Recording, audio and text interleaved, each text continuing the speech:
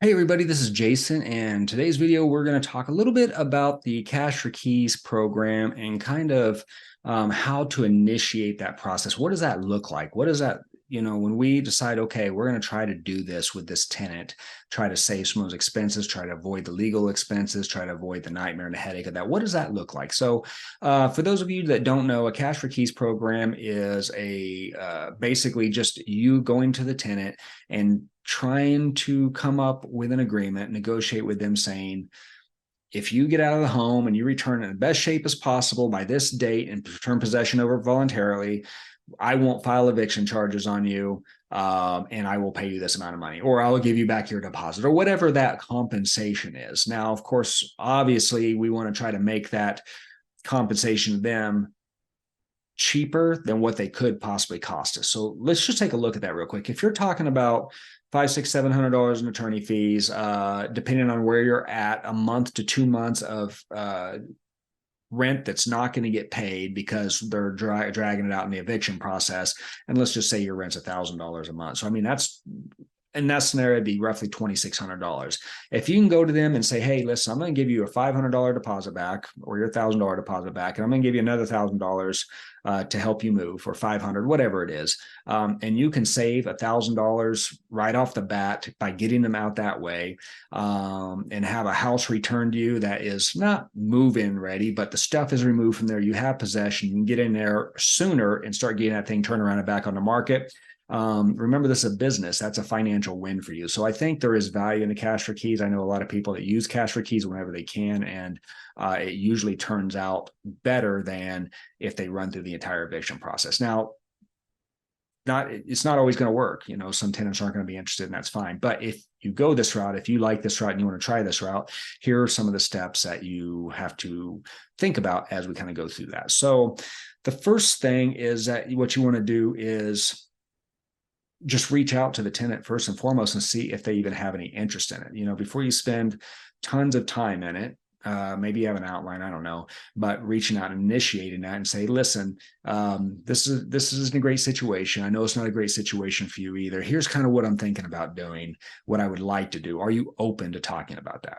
And if they're like, yeah, I would really appreciate that, or heck yeah, then you can kind of put that together more formal, set up an appointment with them, to reach back out to them the next day or the day after, with all of your terms outlined. If they say, no way, I'm going to sit here as long as I can, I'm not paying you a dime, well, just move on with the eviction process. That they're not interested, it's not going to work, you're not going to be able to talk, you're not going to be able to change your mind, just move on. You're better off that way.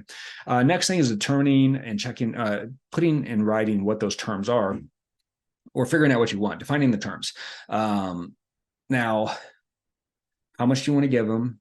What's the move out date?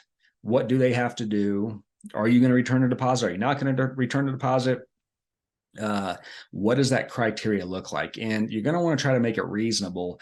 I mean, if you say you have to be out in 48 hours or this is a bust, that's probably not going to happen. It's going to be extremely difficult for anybody to find a new place to live unless they're moving back in with family or friends, in 48 hours and get all their stuff out. I mean, despite us probably wanting to move this quickly and probably not being too happy with them, you can't set it up for failure, or it's a negotiation. It's just not going to go through. So whatever your terms are, we need to make sure they're in writing. And you can get an attorney involved with this if you want. It may not be a bad idea. I'd probably recommend it myself just to make sure it's legally binding, make sure that we're not messing anything up or violating any laws. If you have all the terms down, it shouldn't take very long for an attorney to draft this up, and hopefully wouldn't cost you more than a couple $100 at the very most.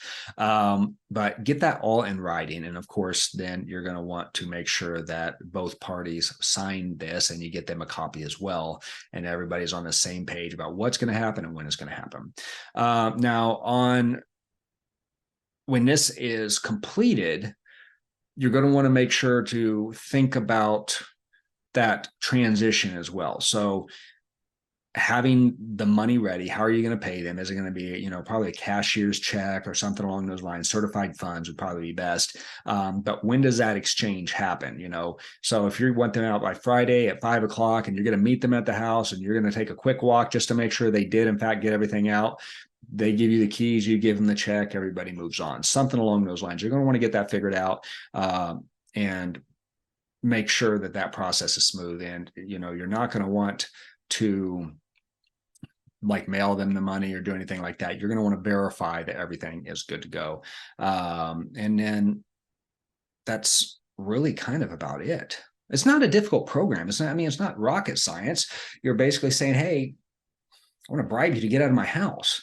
And I know some people are probably going to just be absolutely against this. Some people get kind of fire and brimstone about making sure that, the tenant pays for what they did to me. But at the end of the day, I always just try to think about this as a business, like I think most people should, although I do know there's some emotional attachment sometimes to the property that they own. But if you can get out of this and save yourself a couple $1,000s and get that house back on the market and maybe not deal as much property damage or go through all the headaches of an eviction process, it's a win. Swallow your pride a little bit, bite your tongue, be professional, and see if you can get this happening to a point to where it's a win for you.